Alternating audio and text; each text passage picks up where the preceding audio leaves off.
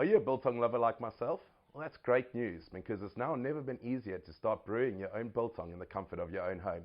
Watch me and I'll show you everything you need to know to do it very quickly and very simply. So all you need to make biltong at your own home is some Worcestershire sauce, some malt vinegar, some biltong spice, which we have right here, a biltong box, but more importantly, we need meat.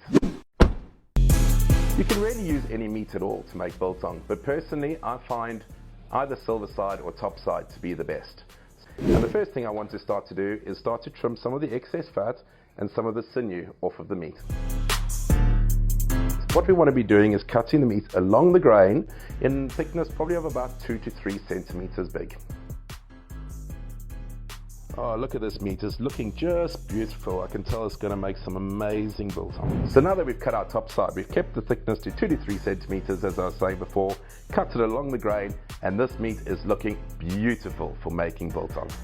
So now the next step in the process is to make your dip. So how you do that is you take 3 parts brown vinegar and 1 part Worcestershire sauce. The Worcestershire sauce gives it a nice, rich, wholesome flavor in the meat.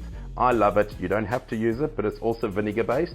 You probably want to let it rest then for probably about 10 to 15 minutes and just make sure you've got each side evenly coated.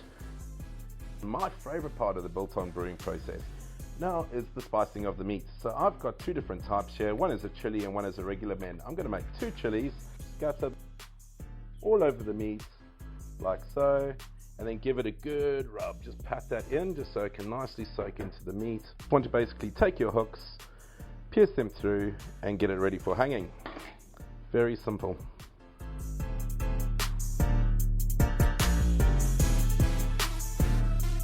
Now all that's left to do is to hang the meat. It's smelling absolutely amazing. The key thing to remember while you're holding it in the box or while it's drying is just to keep a nice bit of air gap between the meat, so not have them touching each other, which is great. Of course, it's an air-dried product. The only other thing is probably just to keep a little bit of a gap between where the biltong is hanging and the light is, because the light will obviously be generating a bit of heat. Close the door, leave the meat somewhere between 4 to 6 days to dry, and you're ready to have some amazing biltong. So, now let's take a look at what we've got sitting waiting for us. That is looking great. Let's take a look inside, shall we?